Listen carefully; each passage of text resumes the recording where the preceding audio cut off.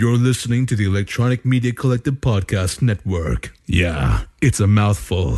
For more great shows like the one you're about to enjoy, visit electronicmediacollective.com. And now, our feature presentation.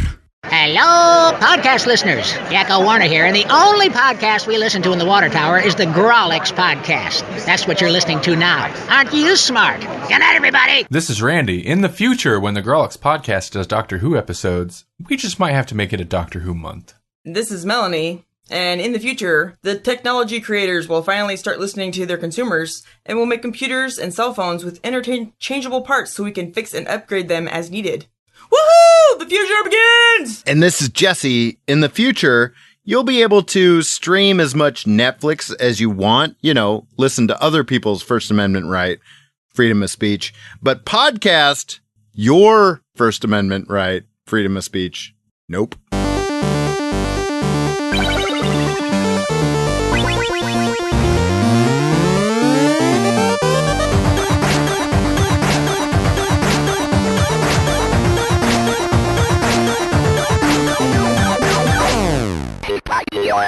Welcome to the Grawlix podcast, episode number 51. Boy, it's a whole new era. Post 50. Post 50, over the hill.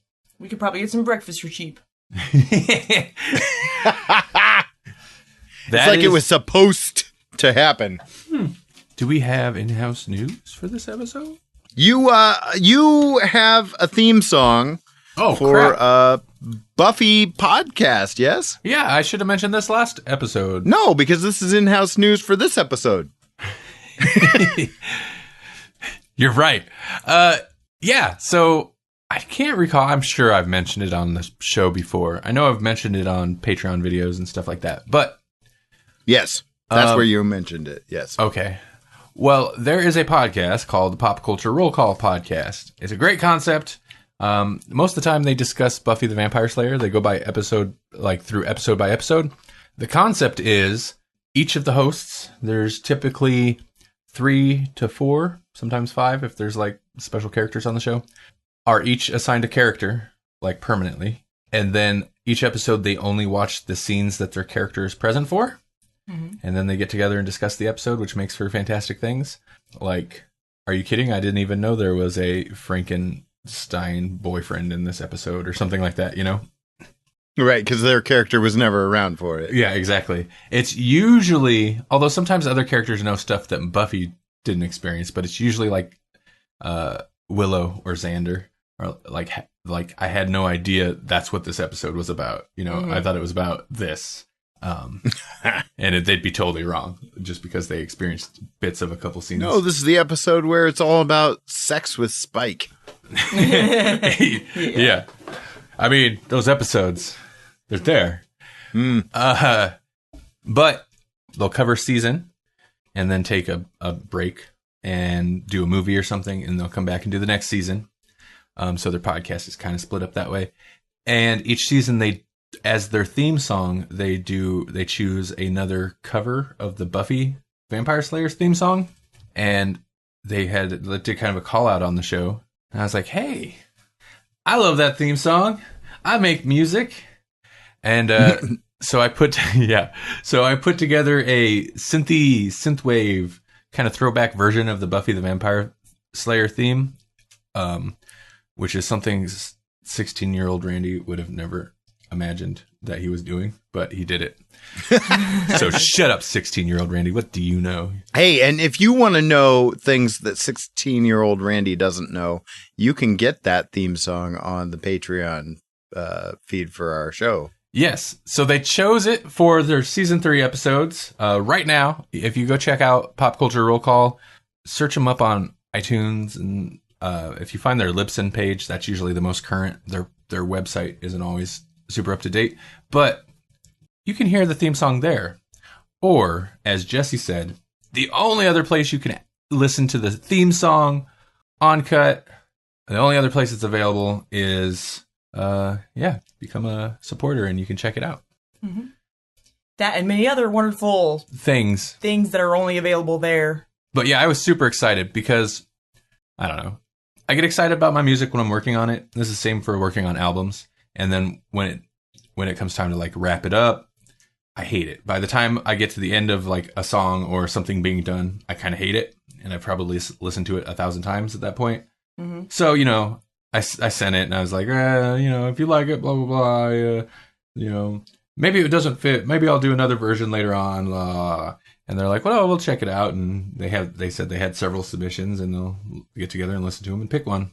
And they picked mine. So I was super pumped because it's another one of my favorite podcasts that I get to have some kind of effect on or influence on. And he loves Buffy the Vampire Slayer too. I do enjoy it, yeah. You know, feedback is intoxicating. So, folks, if you would like to leave us feedback, how can they do that? They can. Wow. If you want to leave, I'm caught off guard. If you want to leave us feedback or send in, send us an email or a voice clip or leave us a voice message, hit us up at letters@grawlixpodcast.com or at Twitter, you know, why not, at Grawlix Podcast. Or if you, like I said, voice message, you can call 559-426-6427 or 559-4comics. And, you know, most likely we'll play it on the show unless, you know, you have a trucker mouth, your dirty trucker mouth. Mm-hmm. Or it's like, you know, an hour and a half long rant, you know. Yeah. Those are for us, not for you, okay? Yeah. Yeah, we'll edit that. We'll cut you off. We will do that. But no, we'd love to get your input. Last episode, we had some great input on the Doctor Who stuff. And really, if you know, usually we announce what the next episode is going to be about. Oh, that reminds me what we didn't do last episode, but we can do it now. I was going to say we didn't for this episode, but you know. You know, if you know what we're going to talk about, we usually announce it. You got input, send it to us, and we'll include it on the show and discuss your input. Add it to our input. Yeah, I mean, that was supposed to be an awkward transition, but it's true. I mean, like I did comics for a online video game called Meridian 59, and it was like, this isn't even my IP. Like, I can go nowhere with this, and I am having a ton of fun just making comic strips for this game that doesn't even exist anymore. I mean, like, they don't sell it in stores. And I'm just having a good time with it, and it's because the community will respond. They'll let you know that what you're doing is awesome. So, what's this? That's a nice feeling. That's a nice feeling. I love feedback. So yeah. Whoa. What's this comic strip? Have we not talked about this? I was like, first off, I'm like, am I having a stroke? No. Is he having a stroke? No. What is this he's talking about? No. And okay. Oh, okay. So there is a video game that my brother Louie, which we've referenced many times on the show, and I used to play, which was called Meridian 59, and it's still out there, free to play. You can find it. Look, just Google search Meridian 59, and I've done artwork for them in the past. They took the game to PAX a number of years ago. And I redid some banner artwork and some posters for them. And I was doing a comic strip based on things, just ridiculous things that happen in the game. And the older a game is, the more ridiculous things you're going to find, you know? Mm-hmm. I mean, I'm not the first person to do a fan comic strip of a game, for sure. But I was really having a good time kind of parodying and poking fun at one of my favorite online games, which is Meridian 59. And I was just posting them on their forums just for fun. And it got to the point where I was having so much fun doing those that I was missing updates for Tank Monkey, which I was doing. That's my original character, you know, like the one that I can do legally and make money off of legally. Yeah. You know, like I can do that. And I was kind of like sloughing on my own original IP in order to make these comic strips for something I can't make money off of unless somebody says I can. So, yeah.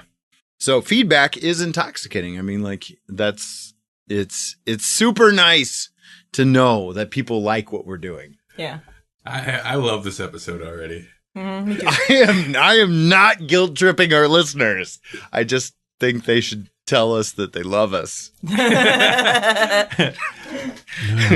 If you love me. We just had a 50th anniversary. Did you even remember it? What's that on my back? Oh, it's not a pad. Yep. Do we just like start this episode by just promoting everything, including things we can't make money out of, and berating the listener for not supporting us? Yep. It happened. It's the Grawlix way, really. I like it. I think this is 13 minutes in. No, for real, guys. We appreciate you guys tuning in. Yeah. Let us know. Let us know if you like an episode. That's all I'm saying. Yeah. I agree. And you do once in a while. And we super appreciate it. And that's what I'm trying to say. I'm just not doing it well. And that's just how we roll. Mm-hmm. Yeah. All kinds super of awkward. Super awkward. Super awkward. We'll make fun of ourselves. That's why you tune in. We'll make fun of you. Yeah. It's fine. It's fine. This is how we do. Yeah. Okay, so what do we do in this episode, guys? We are reviewing something in Baghdad. And why are we doing this?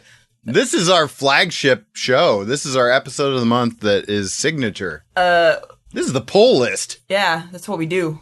Yeah. Just like awkward things. Awkward everything. Yeah. So, yeah. Our poll list. This is a book that was chosen and voted on by listeners and visitors to the website. You too. God, I'm pimping something again. You too can choose and vote on and influence the show. Go to grawlixpodcast.com and there's a poll somewhere. Click the reading list page or the poll list page or somewhere on a sidebar. And and you get to pick what we read. Mm-hmm. Every month, the winning one. Yes. The one with the most votes is the one we read and discuss next month. Mm-hmm. And next month, looking at the results, it's ironic because we just talked about this in the last episode. Our winner is Robert Kirkman's Invincible. Really? And then we have a three-way tie for second place. So people, please vote. Invincible pulled forward. Invincible won. Yep. Man. Invincible was like a new, that came out of nowhere, didn't it? It just got added like maybe a week ago. But apparently, people didn't think about it until it was up there, and then they voted it. I was super excited too. Yeah, I love it. Yeah. Next month we will read and discuss Invincibles volume 1 through 10. Or we'll just remember and discuss. No, not 1 through 10. Oh, spit take just about happened there. Oh, whoa. Sorry. Yeah, we'll read some Invincible. I mean, Jesse's read none, so we will go to book number 1. Yeah. That's helpful. It takes a couple though, right, before it gets really good. Yeah. You might not be addicted after one. I assume that there may be. I mean, this is like anything where we just get a title. You know, if they don't give us a specific volume, it's difficult to know where to start because sometimes you want to pick what's the best, the best of the best. But yeah, I don't know Invincible, so I have to start. We have to go. And Invincible, it's super serial. In order to get to do it proper, you have to start at the beginning. Yeah. Not to say there's not jump on points, but I feel like if you were to jump on some random issue or something later in the series, 50% of what's awesome about Invincible will be lost on you because the continuity is super tight. And there's callbacks, amazing callbacks. There are things that I haven't gotten to in the future that I know will be affected by things that I've already read because I'm like, why did these random people just pop out of nowhere and then be like, oh, we're not right here yet, and then pop away? I know that's going to come up. I know it is. Yeah.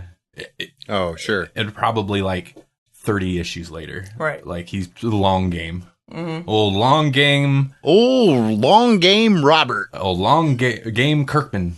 Yeah. That's what they call him. Yeah. Yeah, it's Robert Kirkman book, if you didn't know. It's the non-zombie book. Yeah, that one. I actually didn't think that was going to win. I'm super excited. I even tweeted about it, though. I was like, oh, somebody added Invincible. We had a 4-way tie for a second there where it was Invincible, Owl Girls, Infinity Gauntlet, and the Immortal Iron Fist. And it looks like we've got Civil War and some other. Oh, there's other is. There's an other, huh? Yeah, there's another, and it's other is tied with Marvel Civil War. Well, wait a minute. What happens if it's other? Does they have to have a name, right? Well, other just means Randy is not doing his job and added it. Because when somebody adds something, it pops up as other, and then I have to go approve it. Oh. Which I will, it's to keep it from being spam or obscene. And I will, of course, approve it, If but it's not spam. I have to know it's... Yeah. As long as it's a legit thing and not someone telling us we suck, which might come up later. And I don't, get notified or anything. Oh, there's 2 others. Okay. Ooh. I'm adding them now. Whoever added these... This is good. We were starting to get low on titles. What's other? This is There's breaking 2. news. This 2 is others. exclusive. Okay. Also up for vote is... Where'd it go? Daredevil Born Again. Oh, some And- Frank Miller.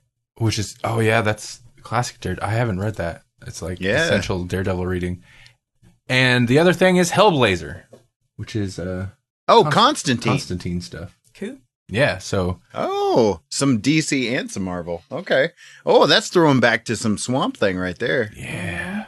Yeah, Hellblazer... I like what you guys are thinking. Okay, they don't specify what Hellblazer, so we'll probably go read some old school Hellblazer because I've been meaning to for a while. It's like Hell yeah. It's like all the other Swamp Thing that I haven't read yet. I've been Hellblazer, yeah. Oh boy. Melanie's face. Yeah. All right. Wow, that was an exciting poll list announcement. Wow. That was. We got some new stuff on there. You guys go vote.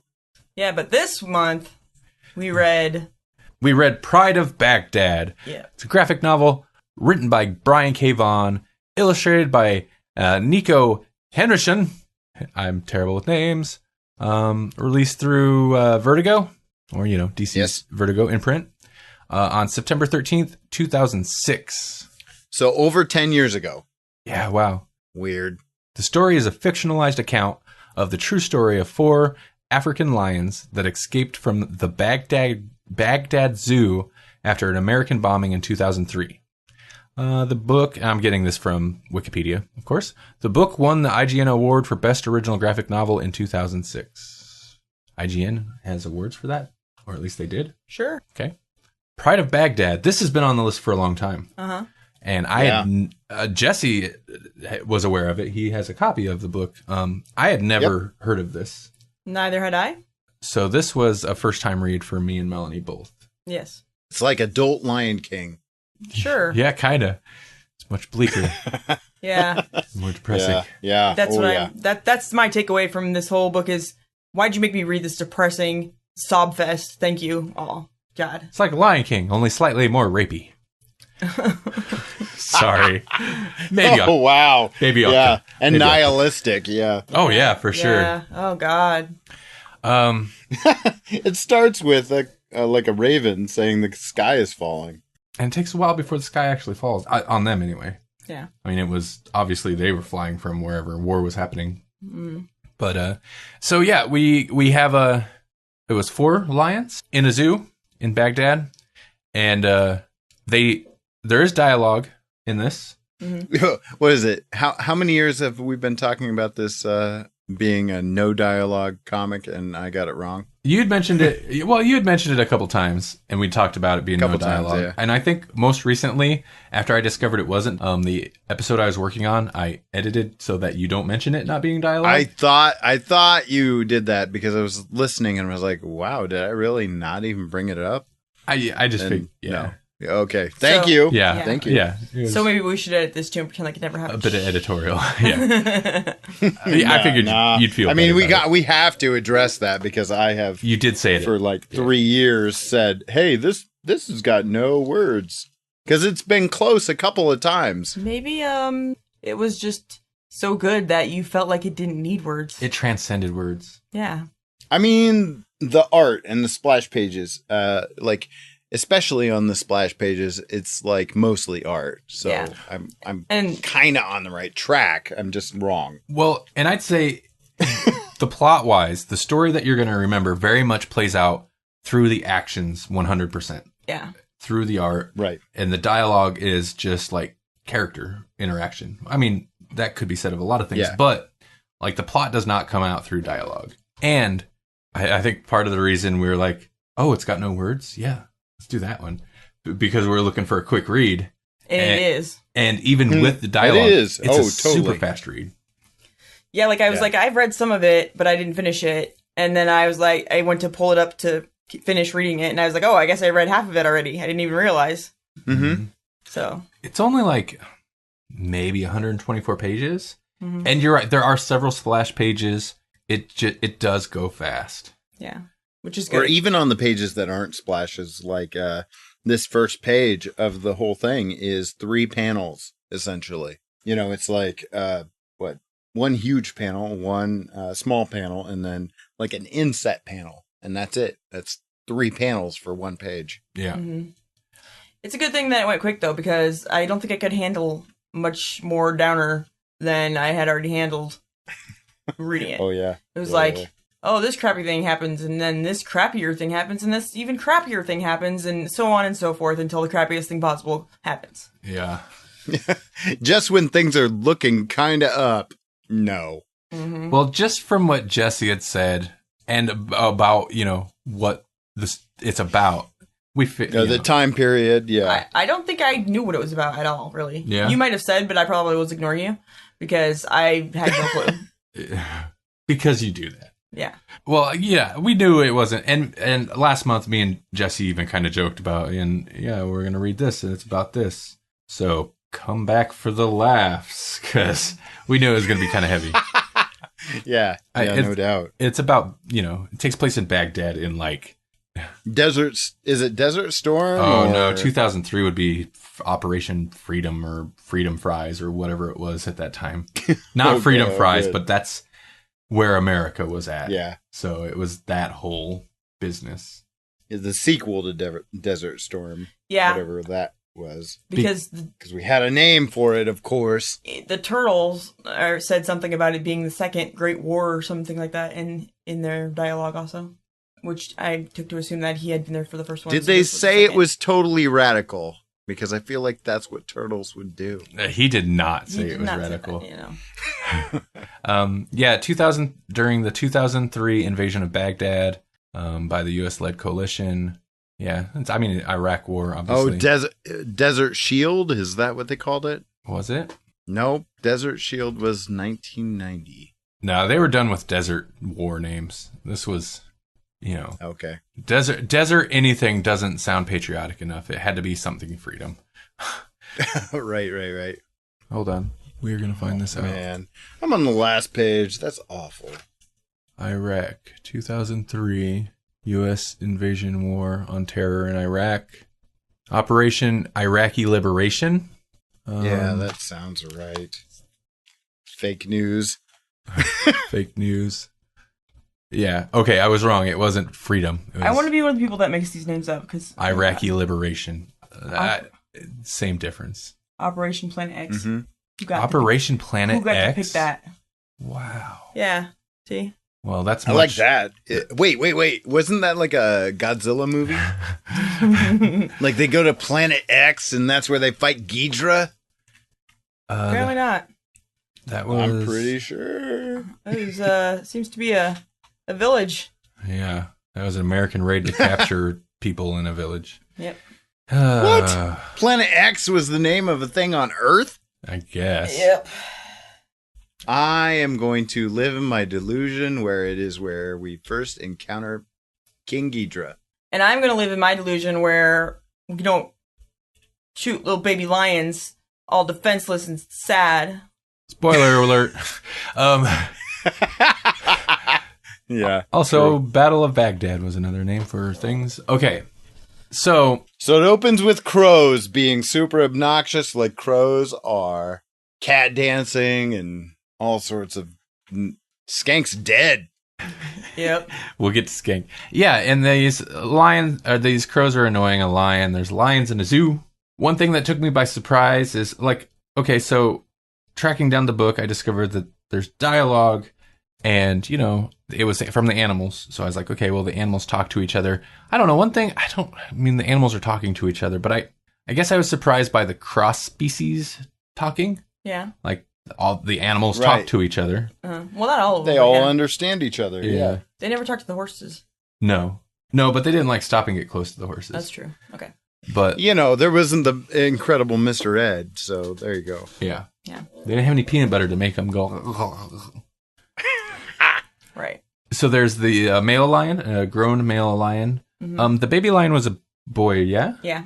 There's an older female lion with one eye missing or like scratched, scarred over.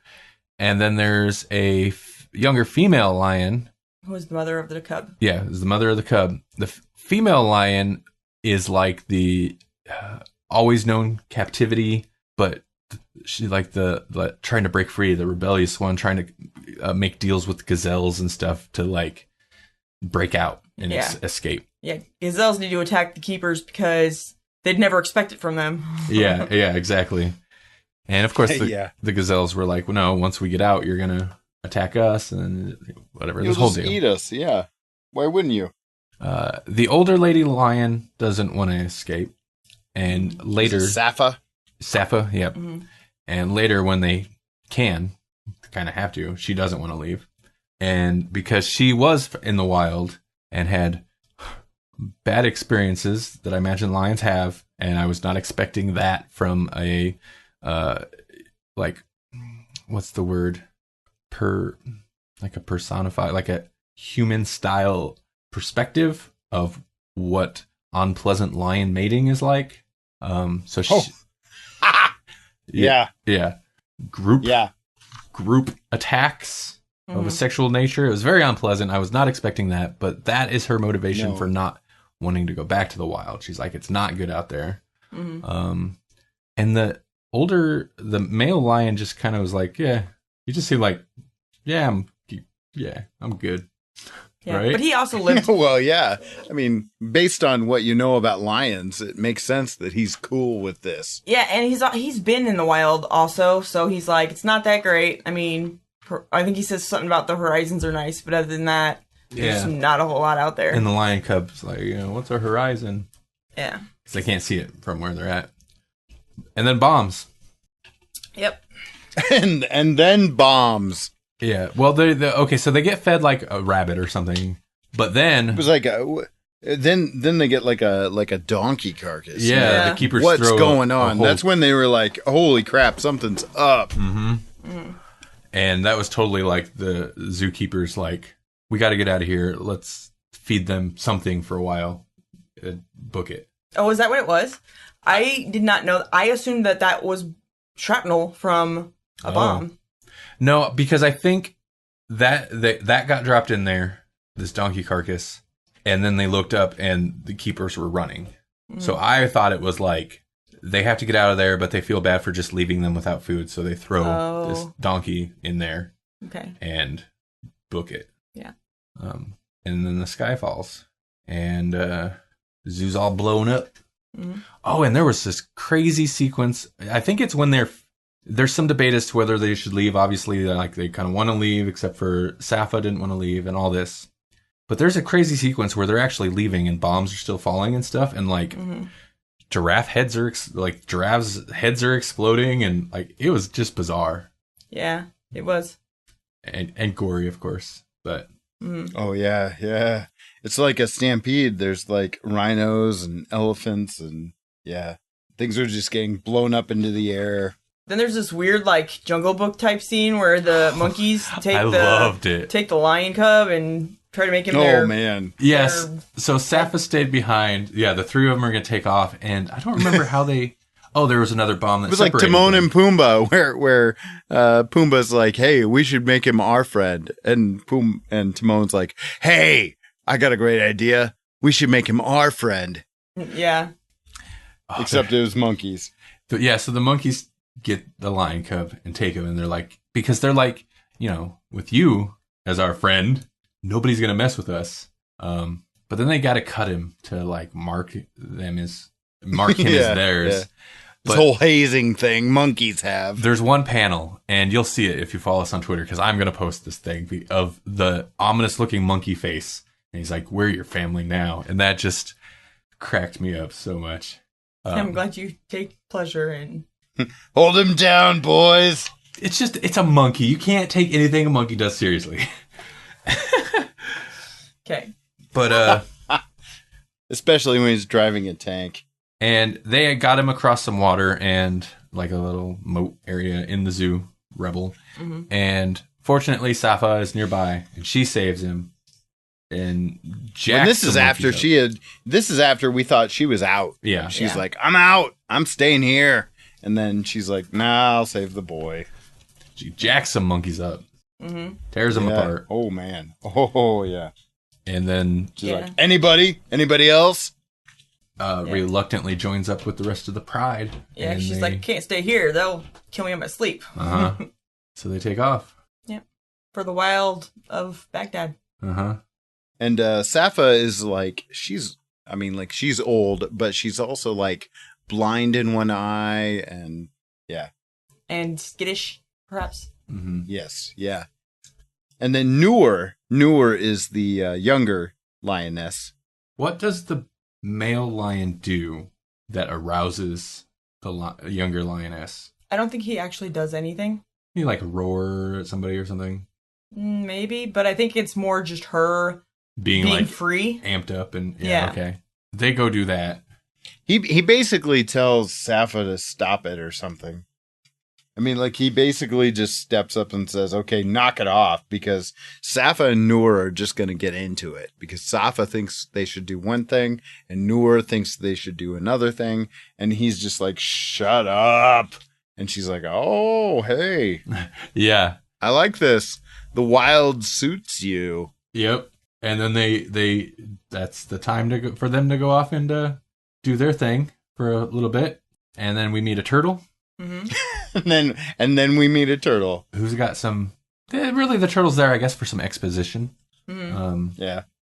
But we also find out that they're not in the zoo anymore. I mean, like, we knew that, but he's like, hey, get away from my tigress. And it's basically like we're kind of led to understand that this is like I don't know what you'd call it, the royal gardens or something. This is outside of what the zoo would be. Yeah. This is where the special animals are. It's kind of like jungly like vegetation there. Yeah. At least that's what it looked like a little bit. And the first hint that we get is these cross swords that they pass under. There's some crazy like artwork that they like walk through these gates, and then there's these like hands holding cross swords, and they walk under it, and it just looks like this Garden of Eden area. And suddenly they meet this turtle when they find the water. Yeah. And the turtle is the one that brought up the this being the second war. Yeah. So that's why I knew it was the He's later. been around for a long time. How long have you been around? Since the first war. Mm-hmm. Yeah, and they just talk about, the people and what are they fighting about, and like, I don't know. Names. I know They have this brutal Yeah. page of them like being stuck in tar or oil or something. I think it was oil. Yeah, he said there's poison under the turtle turtles. said there's poison under the ground, and it's like oil. Yeah. And That he's one kills of the your few family. that survived it. Mhm. Yeah. Mm-hmm. Sad stuff. Yep. And then bombs. Was Well, that tanks? Or was that tanks? Tanks Yeah. was that one? I mean, Okay. tanks. He said Yeah. something about it doesn't matter. That's right. It started It's vibrating. crazy because People it's like shells. People Safa is like, hey, the trees moved, but there's no wind. But the trees, and then boom, tanks. And she freezes. The cub bites her tail to kind of like snap her out of it, and they get out of the way. And yeah, it's just a ton of tanks. And then I believe that they meet up with the other two, and the man comes to the conclusion that they need to go back the way that the tanks are coming from, because there's nothing big enough to attack them, so they need to go Yeah. Where away. they were. Nothing yeah. that big has enemies. Right. Yeah. Yeah. So they need to go back to where they came from, because then they will be out of their path, and there won't be anything, And not going to wherever those things are going to attack. Right. Yeah. Right. And then they end up. It's in Baghdad. Is that the city of Baghdad then? Yeah. Mm-hmm. Yeah. They go straight into Baghdad, which is on fire. And meanwhile, like they haven't eaten anything. Like they'll occasionally get a chance, and then like something happens and they don't.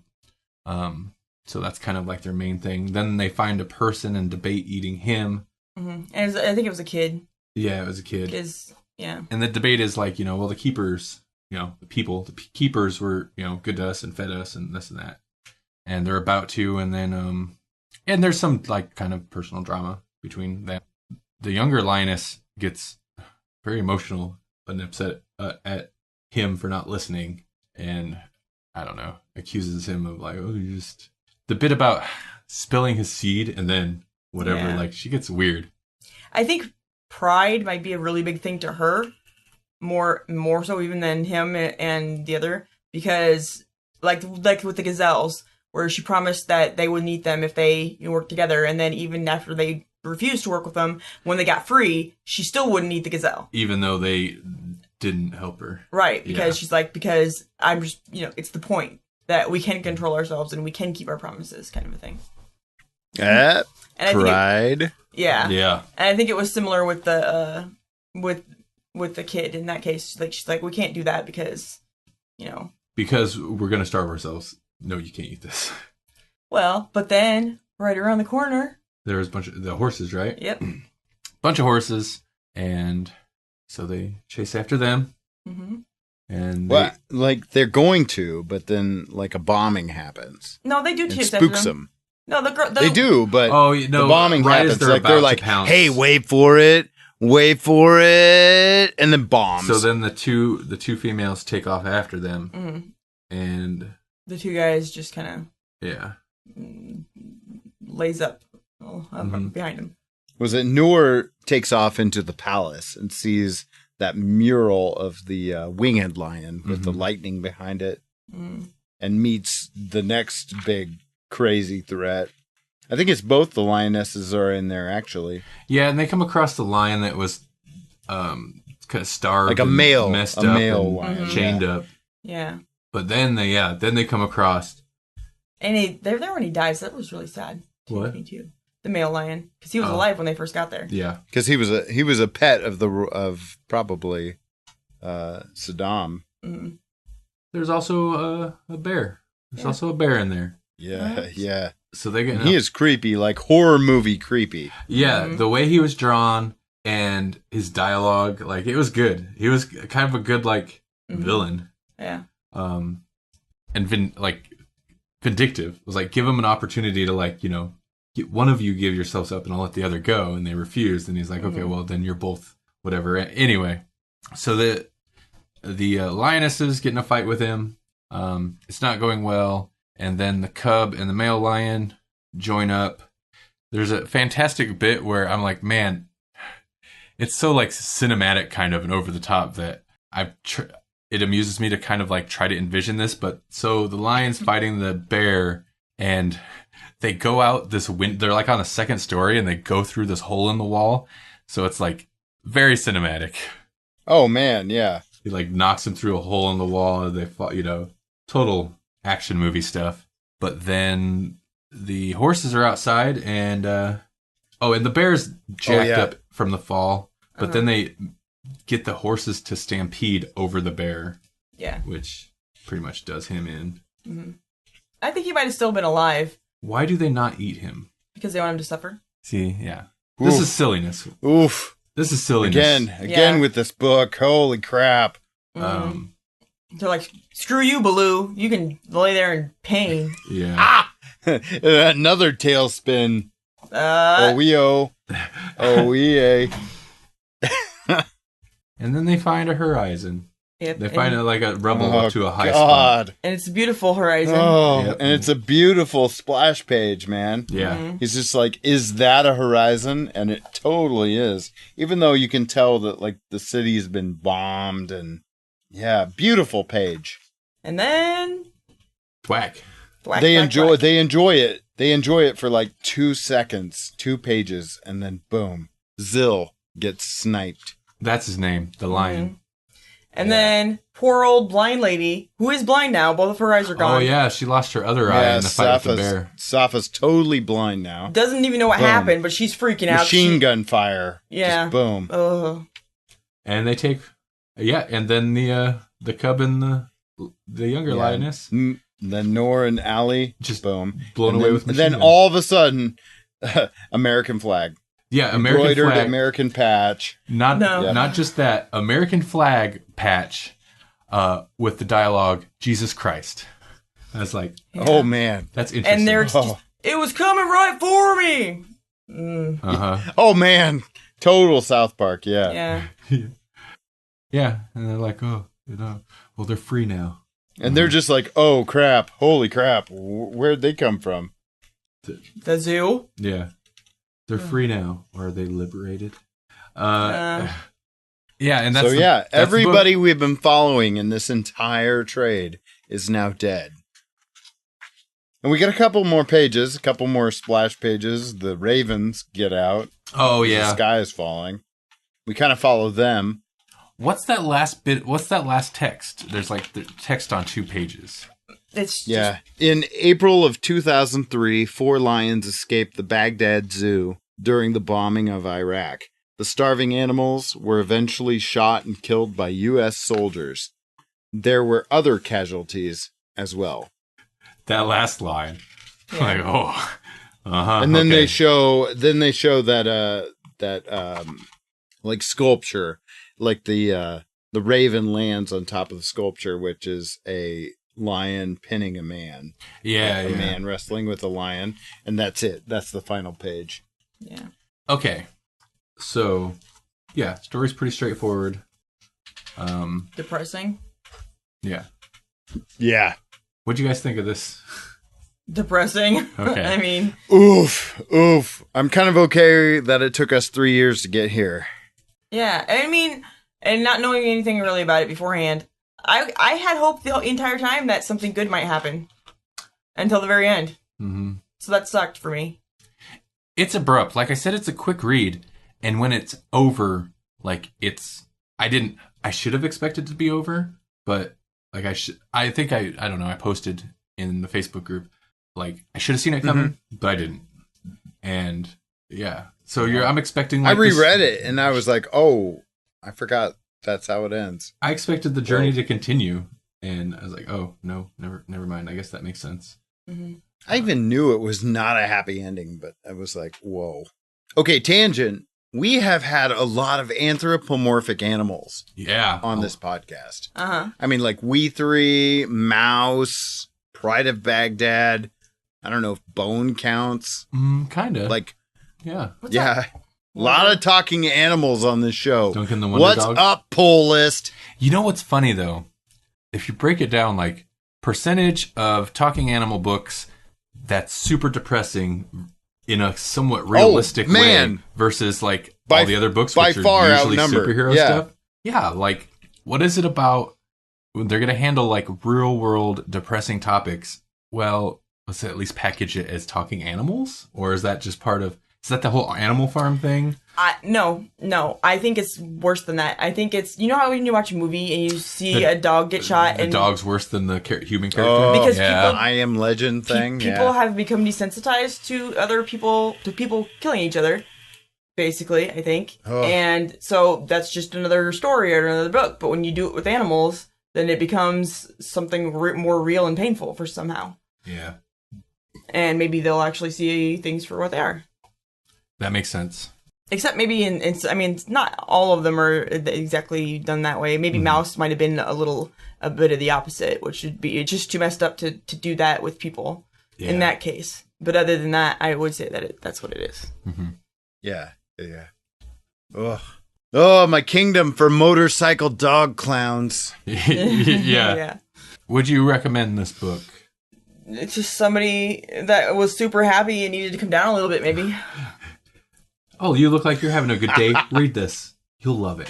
Well, I'm not going to give it to somebody who's already depressed. No. I mean, like somebody that's already kind of got their pulse, like their finger on the pulse of what was happening and politically and whatnot. I mean, like it's a great story and it's very well done. It's executed well, and that's not a pun. And normally it is.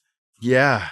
Like the art's well done, the writing is well done. It's a great Brian K. Vaughan piece. It is great. It's a great book. It's a great story. It's just depressing as all hell. Yeah. Yeah, I mean, I would recommend it to the right people, I think. if you're looking for the horrors of war, man, this is like, it draws it just into perfect contrast, like what we think war is about and what the rest of the, like just existence, just life. Like this is a totally different perspective on what war does. Mm-hmm. I still, although I guess, like you're saying about it being more impactful when you see it happen to animals and stuff, but I think it kind of makes it somewhat more digestible because something... I don't know. I feel like it almost makes it worse. Yeah. I mean, you're not wrong. I mean, like it does. It's the perfect lens to look at it, but it almost is like, oh my God, this is so horrible. On the upside, like it takes away racial or national prejudices that a reader might have. Okay. Yeah. By focusing it on the animals. And I think that's very smart. Mm-hmm. I definitely get that. That's true. It makes it so that you can be like, well, this is just a story about animals, not about people. So you can get away with more horror, perhaps, being done than you could if they were people. But the emotional impact is still there and possibly even heightened. That's a good way to put it, yeah. Yeah. Right, yeah. I generally try to avoid reviews of things if it's something we're going to talk about. But when I was trying to track this book down, I think I found myself on Amazon and looked through a review or two that people left. And one complaint was that it was too short. And given the subject matter, they felt like, I'm not quite sure the angle that this particular reviewer was coming at it from, but given the subject matter, the subject matter deserved a longer book. Like it felt too light given what it was trying to convey. And I'm not sure that I agree with that. It is very short because it is short. And as you're going through it, it's not necessarily an adventure. It's always like a war thing is happening. But like, you're like, well, it feels like, okay, we're on this big journey. Like they're released from the zoo and getting into tuffles and trying to find food. But then it ends and you're like, whoa, that was short. And even our breakdown, even though we kind of, draw it out a little bit, like we broke it down pretty succinctly, like not much happens. Yeah. They don't seem to get very far. It doesn't seem like it would have been more than like half a day, actually. If that, yeah. But the end couple hours. The end makes it weird in that it says that they were half starved. And I'm like, it really probably should have been a lot longer then. Yeah, yeah. Because they weren't starved. They weren't starved at the time, at least when we began in the zoo. And, it was a fictional account, but realistically, those animals would have eaten everything. They would have eaten what they come across that they passed up in the book. Oh, yeah. They would have ate the person. It wouldn't have been. Yeah. It's part of... My cat tries to eat my face almost every night. I'm sure a lion would eat a dead body. Yeah.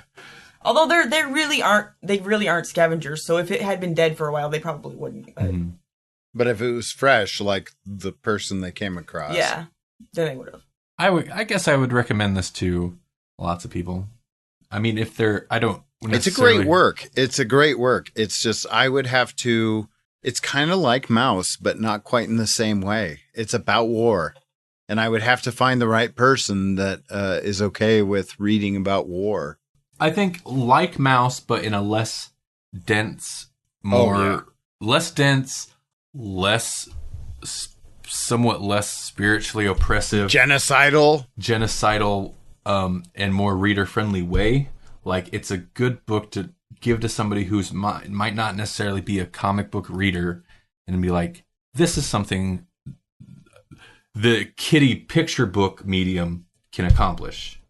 Yeah. Okay, tell me this doesn't make you feel like something at the end, Yeah. Last episode, we had a clip from Make Dad Read Comics, and I believe if I've listened to enough episodes of Make Dad Read Comics, I believe that Dad got a copy of this for Christmas from Patrick at some point, and I would be really interested to hear them do this if they haven't already. I mean, like, maybe I need to just go back into their archives, but I feel like they got this. I would really love to hear Dad's commentary on this.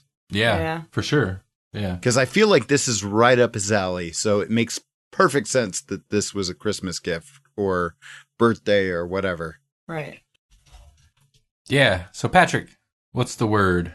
Are you guys planning to cover this, or have we just missed it? Yeah. Yeah. Let us know. Because, yeah, I want to hear that episode. Me too. And I don't even listen to other people's podcasts, but I'll make Randy... You don't listen to any podcasts, including ours. Oh, well, that's true. I don't listen to anything.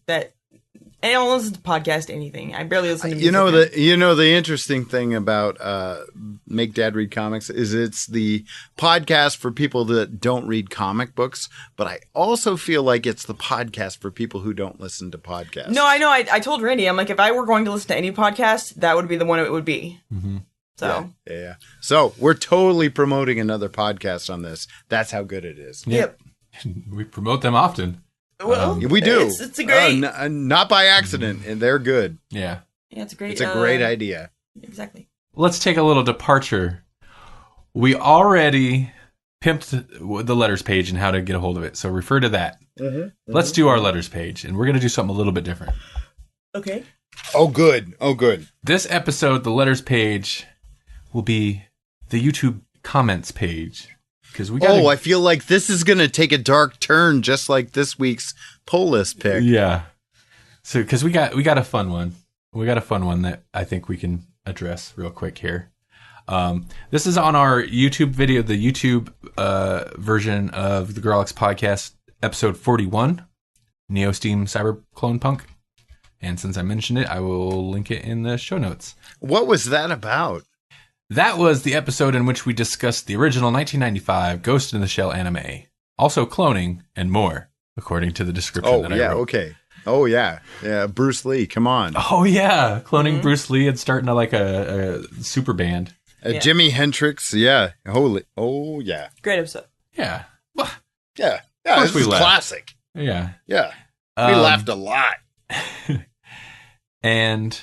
Okay, so how do we want to handle this? Now, we have the episode, we have the comment here. We also have, Jesse has an interesting interpretation of the comment. Yeah. Go ahead and read it, and then I want to, I'm a teacher, so I want to correct it. I want to, what's the word? I don't know. Correct it. You want to proofread. I want to proofread and edit and change it. Yes. So I have another version. Okay. So there is some strong language in this comment. I'm going to verbally bleep one word. That is actual profanity. And then other words that are but I will leave. Insensitive. Very insensitive and socially, generally unacceptable words. Mm-hmm. I'll leave those in. Yes. But I'll leave out. But just know, we do not condone it. No, this is a comment. Listen, this is a YouTube comment we got, and that should tell you exactly what we were in for. Yeah. Andre Isis, according to the name, commented with, waste of time. You morons, I'm guessing they mean especially. Mm-hmm. You morons, especially skank, no expletive about gits. Which threw me and Jesse both at first, and we figured he's talking about Ghost in the Shell. I mean, I don't know. We don't know much about gits, so I'm assuming. No expletive about gits. Epic retard podcast. Stop laughing. Are you retards? So that actually makes me laugh. That makes me laugh. Stop laughing makes me laugh. Oh, it's an epic podcast. That's the comment we got today. And I thought it was fun. So I have some notes for them. See, we're about being constructive. Here, okay. So here's your notes. I mean, like, if you wanted us to change, you could give us some, I don't know, options, some notes, something. Okay, so here's how I would have phrased it, sir. Dear Fake News Grawlix Podcast. It is clear to me that you are not experts on Ghost in the Shell. This frustrates me. My frustration is intensified by the fact that you seem to enjoy your blissful ignorance by laughing at things you do not understand. Please stop podcasting, especially Skank. Yeah, see, that's better. I mean, come on. We understand where that's going to go. You know, like, okay, that gives us a direction, even if it's not where we want to go. Stop podcasting. That's a direction. You didn't even give us that. Nope. You just said we were a waste of time, which may be true, but Well, yeah. stop laughing. Come on. We Come on, who does that? Enjoy our hobby. I mean, come on, let's be serious. This guy was probably laughing the entire time he posted this. He was like, you guys with trigger warning words. You're the worst. You wasted my whole day. I'm laughing the whole time. Stop laughing. This. Why are you laughing? Well, who laughs? Nobody does that. Yeah. How dare they call Randy a skank? Yeah. That's weird. Not a scam. Come on. How would you know? How would you even know, YouTube? No. So I left a reply as Grawlix podcast. It's some ridiculous fun. If you want a listener, go check it out. Or not. It's not really worth your time. It's definitely not worth this guy's time. Well, but it is a callback to a past episode. So, I mean, we would respond in the only way we know how, and that is with an inside joke. Yeah, exactly. It's not going to seem weird at all. Yeah, so I said, no. Skank? I'm not Skank. That's Skank right there. Skank's dead. And then a laughing cat face because cat dancing, always cat dancing. Yeah. Forever. Which, Forever. if you don't understand that inside joke, you should go back to our crow episode. Mm-hmm. Yep. That's it. I thought that was fun, and I was right. We had to. We really, and this is the really sick and bizarre part of our podcast. We enjoy any kind of letters page ever possible. Oh God. I'm not saying that you should call us whatever words you want, but skanks and do respond. And mentally deficient folk. That's not polite. Yeah, come on. What year is it? Come on. Waste of time. Yes, sir. I mean, but we got that time. That doesn't surprise me. But come on. And then you took extra time to tell us so. You took, yeah. And a lot of periods, dude. You don't need that many periods. We call that a fragment sentence. That's why I redid it for you. And where's the capitalization? Mm-hmm. None. None. This grammar is terrible. And I don't understand how he put no, not we don't know, but we know no expletive about gets. I know all the gets. Yeah. All the gets have told me how much I know about the gets. We were very clear about what we know and what we don't know about gets. Yeah, oh yeah. If you go back to that episode, you'll see it's very clear that we don't usually dip our toes into the manga community, and so we were very sensitive to that fact. But for YouTube, not sensitive enough. No, guess. I try not to talk about feelings that I might have about something that was made for a language I do not speak, because there's probably some things that didn't make it over in translation, so I would not get it all. Why would they? My point is, I don't think I'm getting all the translation in this comment because some things seem to be missing to me. Oh, I'm sure their English is a first language. Yeah. I'm sure. Yeah. Oh yeah. Okay.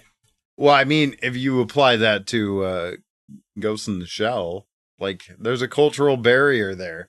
We're applying what we know to the content at hand. Yep. And generally, we were overwhelmingly positive. Oh yeah. Yeah, I like that movie.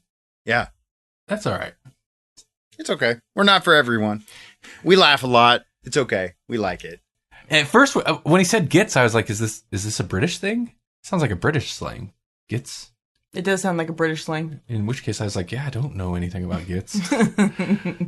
It probably is a British thing. It's just completely different than what we were discussing. Also, I mean, he's not using it as that, but I mean, there's probably another word. oh yeah, you get. 'Cause I swear I've heard it before. Wait, what? Gitmo is that's something else too.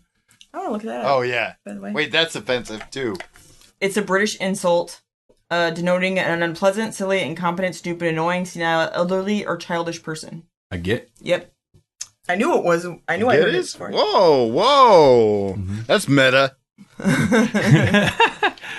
Next month we will be talking about Invincible and something else. Who knows what else? Yeah. Mystery podcast. Mystery. It'll be September. It'll be back to school. It'll be awesome. Come back, find out. All right, come on, we're in. This is awesome. We're in the Grawlix studios. Look, it's a plate of Mel's Hot Biscuits. I've heard about those. Oh my God, check it out. Jesse and Randy's beard oil. I didn't know you can buy that in buckets. Well, that Sam Club's membership is really paying off. Okay, let's get in their computer and drop this promo. Okay, let's do it. We're the Roman Podcast, and in the future, we're sneaking a promo on the Grawlix Show. Okay, no, okay, seriously. Go. Here we go. I'm Roman LeBeau. And I'm Rob Gast. And we're from the Roman Podcast. We're just two Canadian guys getting together once a week to put our own spin on weird stories and trending news. That's right. You can get our show every Wednesday night on iTunes, Stitcher, Google Play, the Laughable app, and of course, here on the EMC Podcast Network. Okay, I think we got it. Put that on their show. Let's get out of here. Yeah. Hang on. While I'm in their computer, I'm just going to update their comic book pull list for the next few months. What are you adding? Captain Canuck, of course. Nice.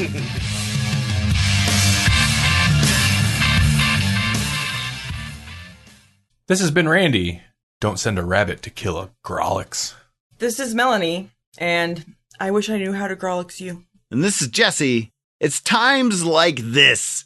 My Grawlix Timon here says, you gotta put your behind in your past.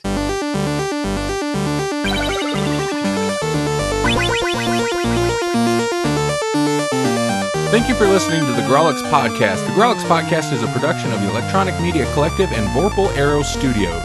For more Grawlix podcasts, check out grawlixpodcast.com. Also find us on iTunes, Stitcher, Google Play Music, YouTube, electronicmediacollective.com, facebook.com/GrawlixPodcast, twitter.com/GrawlixPodcast, all the .com/all-the-Grawlixpodcast.